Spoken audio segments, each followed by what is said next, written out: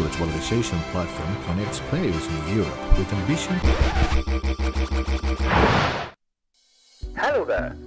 Do you also find that the research results are slow to reach the market? Should benefit citizens better? Should we turn into more solutions to tackle climate change and other challenges? The EU Knowledge Valorisation platform is there to change that. Have a look and exchange with like-minded people across Europe to make it happen. Share your best example of a valorization practice and get visibility. Be inspired by what others are doing. Join a community to tackle specific issues. Find advice and guidelines. Take part in workshops and events like the EU Knowledge Valorization Week. Keep up with latest developments and background studies. There is much for you to discover on the EU Knowledge Valorization platform. Join us!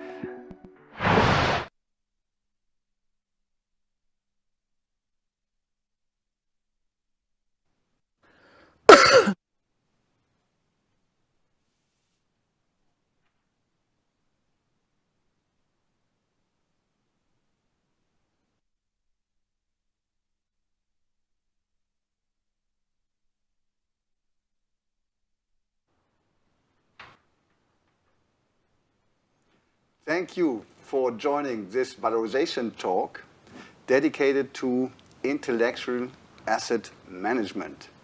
I'm Peter Doyle. I'm from the EU Research and Innovation Department, and I will moderate this session this morning. We will zoom in on the freshly adopted code of practice for the management of intellectual assets. So, this is part of a broader policy the EU has adopted on knowledge valorization. And we have the Council of the EU has adopted guiding principles, 7 principles and 24 concrete recommendations on how to make more, create more value for society, for the economy, out of knowledge created by research. It's the 24/7 commitment of the EU to make better use of knowledge for all. So part of these guiding principles is how to manage the assets created by intellectual activities. And today we're going to zoom in on this code. So before I will say a bit more about the code, I would like to introduce our distinguished guests this morning. Warm welcome to Imelda Lampkin. She is from Enterprise Ireland. This is the public organization in Ireland to help Irish companies to grow. And there, Imelda is the manager of disruptive technologies, innovation, and knowledge transfer. Welcome, Imelda. Good morning. Thanks for the introduction. Good morning, Imelda. And Spela Stres. Spela is the director at the Josef Stefan Institute in Slovenia. This is the leading public research organization in Slovenia. And there she set up the Center for Technology Transfer and Innovation. Good morning, Spela. Good morning, Peter. Thank you. Great that you're both here. So before we start a discussion with both of you, where we want to explore the interplay between the best practices in your institutions, what you have personally experienced and what you are driving in your institutions, to build up a bit of suspense, I will briefly summarize this code of practice for the management of intellectual property management, intellectual assets. So it's a Commission recommendation, beautiful because it has been co-created with a large number of stakeholders, and I think that's part of its actual practical value, and it covers intellectual properties that is very broadly any result of an intellectual activity. It comes to intellectual property rights. We speak about patents, trademarks, design rights, copyrights, geographical indications, trade secrets. So it's very wide. And assets, and this is quite important that we make the distinction between property, where we protect, and assets, which is a different mindset, where we want to make the best out of something without just protecting it, or not just protecting it. So intellectual assets are any results or products generated by research and innovation. So we speak about publications, data, know-how, prototypes, processes, practices, technologies, software. It's really broad. And very important, this code is relevant for all actors in the knowledge valorization ecosystem. So, of course, universities, of course, companies, intermediaries, but also, and research and technology organizations, but also infrastructures, public administrations, civil society organizations. So relevant for many, many actors. And this code is structured around three main chapters. And the first one, quite obviously, is about establishing a strategy for management of intellectual assets. And here it's important that this strategy is in line with the values of your institution, the relevant institution, covers the whole life cycle, has clear decision-making process, brings in professional expertise, looks about incentives, and fair and equitable sharing. New element here is that we make a very explicit link in this code with open science and open innovation. And have really an own chapter on education, training, and skills. Second part of this code is dedicated to managing intellectual assets if you are in a joint research and innovation action, which is always very good. Huh? And here, apart from stating the obvious that you need to define the ownership upfront, it is very explicit how to do that. And that's quite tricky. And it sets out clear collaboration conditions also for further exploitation. And the third element is about the next stage in the value creation, so managing intellectual assets from creation to the market entry. And here the code refers to identifying suitable means, including the freedom to operate. Can you operate on a protected intellectual asset? Bring in experts, methods about valuation, how much is it worth, and transfer licensing practices. So, for instance, patent watch throughout the project. That was the code, the rich code in a nutshell. And Spela, let's start with you. You have been, as I mentioned, you have been heading, or you have been set up, and you're heading the Center for Technology Transfer and Innovation of the Josef Stephan Institute. My question to you is really, which elements in this code do you find particularly relevant and perhaps also helpful for the center, for your center? And you have examples for that? Thank you, Peter. It's a very relevant question, because the code itself is very complex, and we need to acknowledge that the world of managing the intellectual assets is a complex world.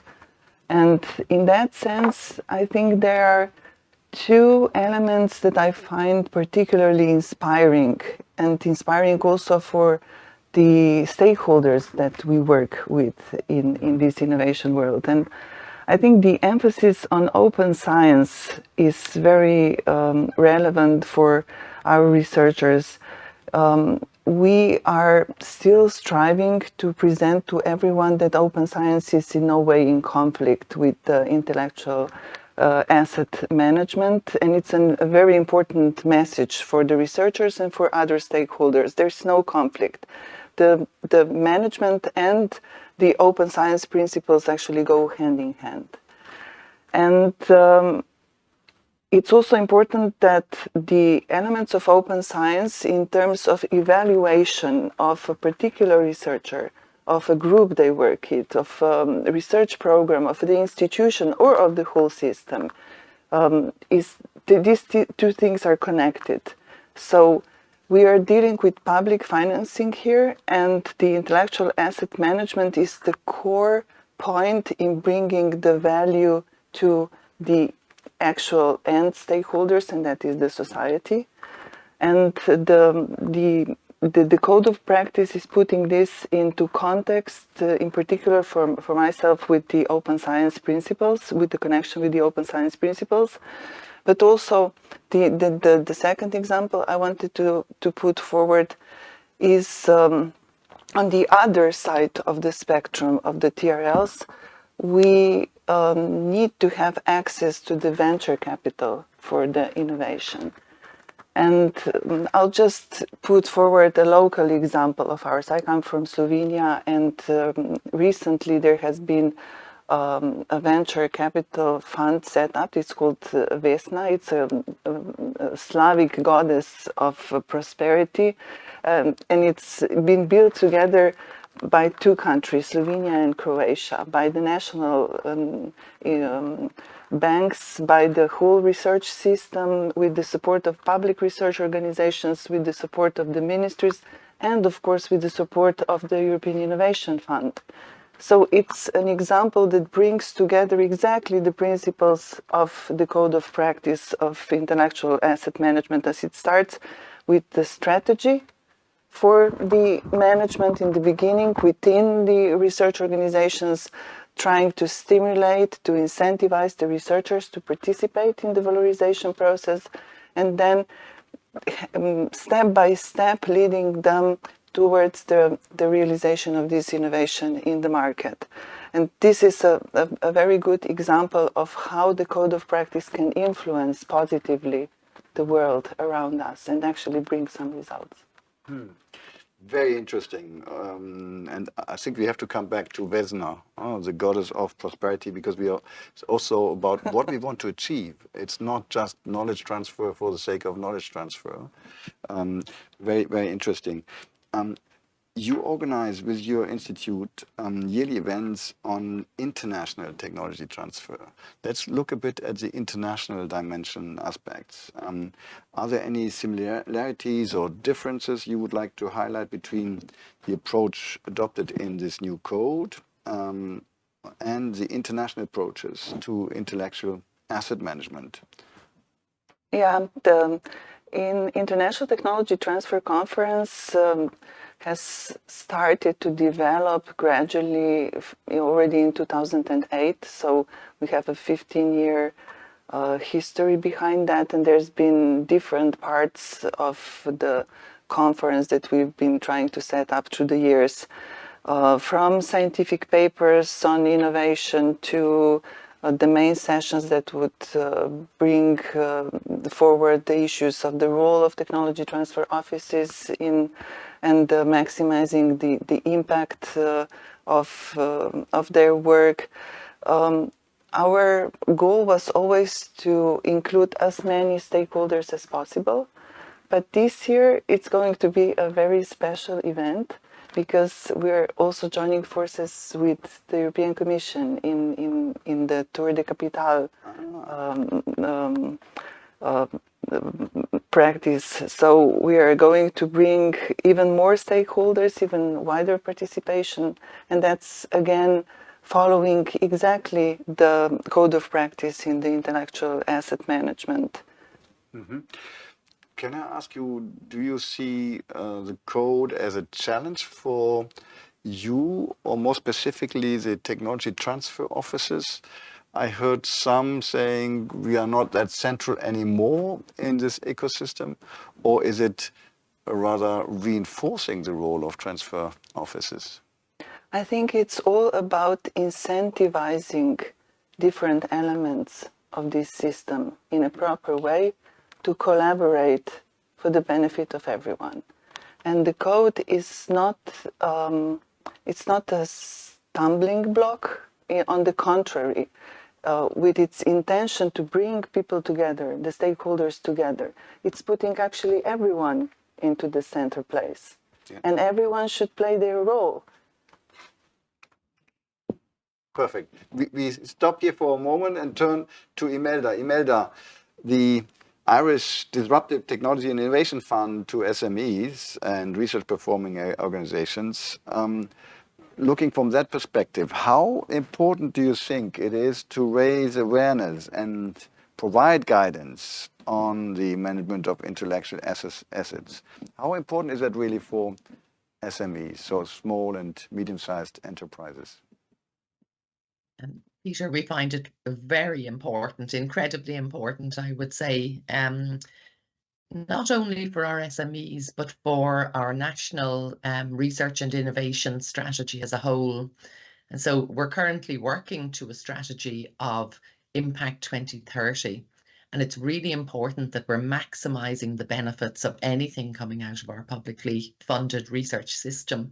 So that's our sort of overarching really rationale for this, and incredibly important for future employment, you might say, and jobs. As you say, as an enterprise development agency for Enterprise Ireland, it's really important for all of our enterprises. And that's everything from the young startup companies through the SMEs to our multinational corporations. We need to have a very effective system whereby they can access intellectual property quickly, efficiently, that we can make it work for them, and that there's no stumbling block there, you know, that we're putting a barrier in their way. But as I say, it's broad. We're also incredibly interested in awareness raising for the next generation of academic researchers. We're always looking for more researchers, researchers who have an interest in entrepreneurship, commercial activity associated with their research. So the awareness raising is incredibly important there, and they're making the links then back to the companies. I suppose it's also very important that our technology transfer system, our knowledge valorisation system, our offices across the institutions are doing this really effectively. And that we have a very mature system in Ireland nowadays. So we think that we are doing this very effectively. We have very strong teams in place. But for us, you know, these things are a real part, a core of the activity in knowledge valorisation. And maybe to give you a couple of practical examples, in Ireland, we have just invested in our next round of supporting our technology transfer initiative, as we call it, KT Boost. And that's a 34 million euro investment in our whole system. And actually, for the first time, it's going to be co-funded by the European Regional Development Fund. So it gives an idea of the scale, the importance of the activity, pardon me, all associated with IP, intellectual assets. To give you another sort of a practical example, in raising awareness, we share all of our licensing opportunities centrally in Ireland through Knowledge Transfer Ireland and our public-facing website, you might say. Every licensing opportunity is available in one place. And so it makes it very easy. It's always about making it easy, accessible, quickly available. So incredibly important, I would say. Well, putting the accent so clearly on making it easier to access intellectual property, because property is about protection, exclusion, and asset management is about making the best out of it. And that requires this easy access. And both of you underline the importance of overcoming stumbling stones, and that this code is helping in that respect. And this one place for licensing, I think that's a very inspiring example to make this access easier. Yes, Bill. If I may add, I think what Imelda just shared with us, the national example of the national platform, is a very good example of how nationally things can be very well organized. On the other hand side, there are also similar tools at the level of the European Commission. We have a database of the European, of the Enterprise Europe network that is also has been put in place already some 20 years ago, and it's very useful for the SMEs. So putting all these national initiatives together with the already existing initiatives at the level of the European Commission, there could be a step forward already also in branding of such offer, European-wide. Branding, because together we are stronger. Exactly. Very good. I see some questions coming in already on Slido. Please use Slido to interact with Imelda and Spela here this morning. But before that, Imelda, I have another question for you. I understand that Enterprise Ireland has established an IP, so an intellectual property protocol, as a guide for Irish research and innovation actors, and to navigate, as we want to do with the code, through the valorization process. What are the similarities and differences with the code just published at the European level? So, Peter, exactly as you say, we've had a national IP protocol for many years. Our current one dating from 2019. It essentially is like the code of practice in that it sets out the requirements, the guidance, you might say, on really effective management of what is termed primarily in our documentation as intellectual property, but you'll see that a lot of the content is around intellectual assets. Commonalities would be things like perhaps the focus on education and training, the need for these to really have an effective system, clarity on the approach to management of intellectual assets from an early stage, for example. Those would be some of the types of commonalities. To give you maybe a practical example around, for example, clarification of the intellectual assets as early as possible in joint research and innovation activities. You mentioned earlier our Disruptive Technologies Innovation Fund, and this is an interesting one in Ireland because it's the first time that we have companies and perhaps academic researchers interacting together in multi-partner collaborations at national level, and that's via competitive calls. So it's a bit like Horizon Europe collaboration activities, but is actually happening at national level. But in this context, we needed to develop a consortium agreement that would work for these companies. And so, for example, we modeled that on the European equivalent, but of course had to adapt it to state aid requirements. And we had to be very careful in doing that to make sure that it would work adequately at national level. So that's the type of thing we do within the context of our national IP protocol. Looking at some differences, I would say sometimes the language used can be different coming out of the European Commission activities, for example, versus ours. You know, if you take it back to, knowledge valorisation versus knowledge transfer, technology transfer, innovation, etc. Like Spela mentioned, we also like to bring our technology transfer community together. And in the context of our Irish Knowledge Transfer Association, we'll have a conference very much looking at this theme early next month, looking at knowledge valorisation as a whole, and particularly looking at metrics and performance of Ireland in the EU context.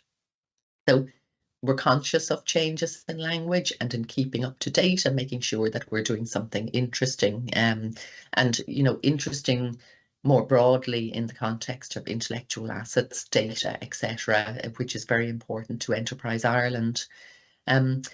Maybe just a difference then that I thought would be worth highlighting.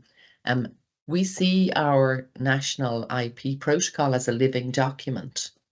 And sometimes we have a commission document, it's there, the work has been done, that's fantastic. But is it living enough? And so for us with the National IP Protocol, it includes the policy, the frameworks, for example, for joint research, licensing, etc.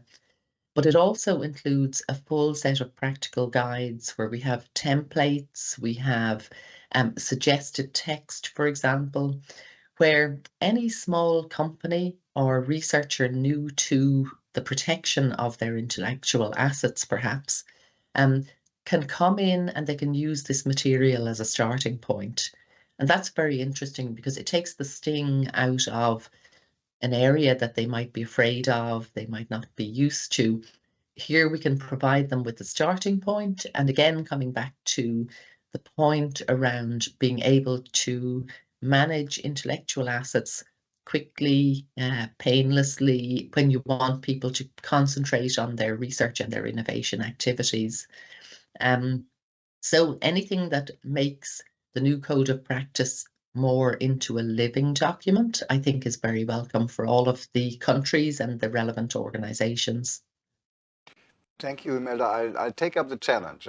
We need to find ways, and we can find ways how to make also our code, or perhaps sub-documents to this code, a living document.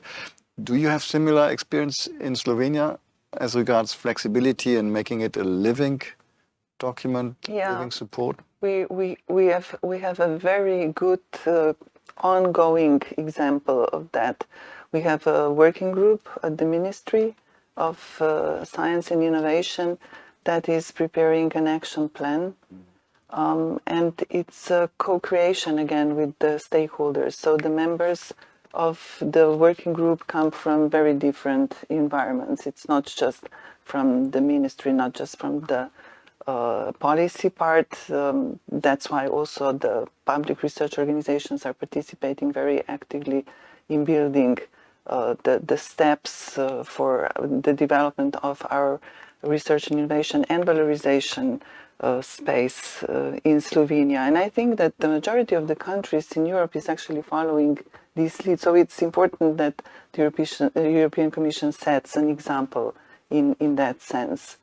At least for me, when in 2008 the first document on commercialization, the guidelines on commercialization were issued by the European Commission. Yes. For us, at that point in time, it was a breakthrough moment, really, really. So it's important that we actually build these things together and for all the countries, because they do make a change. And on one hand side, we have people that are very pertinent to the process. We need the people, we need the inventors, we need the people at the technology transfer offices, we need the people in the innovation space, we need the people working at the SMEs, at the spin-off companies. But obviously we also need tools that would support these endeavors, because the system is becoming more and more complex when we're bringing together more and more stakeholders, and in that sense it's also important to have the support from the different tools, databases, artificial intelligence and stuff like this. Bill, I would love to continue. We are running towards the end of this session, but there are interesting questions in Slido which I would ask you to answer telegraphically. So, Spela, the question to you was, how has the role of technology transfer officers changed in the past decade? And how can technology transfer professionals prepare for emerging trends, such as digital transformation and AI? Big question, short answer. The technology transfer offices in the major part of Europe have professionalized. There's still room for improvement, but we're getting there. And obviously we need market intelligence. It's crucial for managing, for preparing a right strategy for intellectual property management. Clear. Market intelligence. Imelda, do you experience this conflict or not, the misunderstanding about the conflict of open science and intellectual property management? I definitely do. And for example, we have a conversation going on in Ireland at the moment, looking at open science in particular. We're catching up, you might say, on what has happened within the European Commission. We have 1 minute for each of you for closing statements, summing up what you take from this session, from this code. Let's start with you, Spela. Well, I'll be really brief. I think that the future is ahead of us and we need to innovate it in any case. It's just one global world and we need to strive to have a certain position in that. So let's innovate the future. We put that hashtag, let's innovate the future. Imelda. It's hard to beat that one. But I suppose just a very big welcome to the Code of Practice, and a very big congratulations to all of the team who worked on it across the Commission and across the Member States. For us, it's complementary, it's challenging, it's making us think a little bit differently and particularly more broadly in the context of intellectual assets. And it can only be a good thing. So we're delighted with it. Thank you. Thank you very much, both. What I take from this is a big encouragement. Spela, you mentioned that the 2008 recommendation was important for Slovenia. You said it's a breakthrough. I think now we could and we should take another opportunity here to make a breakthrough with these principles, the guiding principles, and the code, in particular on the management of intellectual assets. And for what? And I quite like the name of your venture capital fund, Vesna, the goddess of prosperity. Prosperity is about how we live so that no one is left behind while we live within the boundaries of the planet. And that's a nice objective for and a challenge for our research and innovation valorization activities. I also take the challenge that we should see how we can be more flexible and that this code doesn't take another 20 years before we work on this code. So let me point you to the next session coming up here. And of course, you can find more information on the code on our platform. And both of you refer to forthcoming conferences in your countries. That's very welcome. So thank you for joining us this morning in this session. Stay online now for the first webinar of the day, which will start in 15 minutes. And it's called Counting Stars, Pioneering Concepts for More Impact Through Research. And this is about two projects, the Odin and the Scouting Science. So stay connected. Thank you for being here this morning. Thank you to Spela and Imelda. Thank you.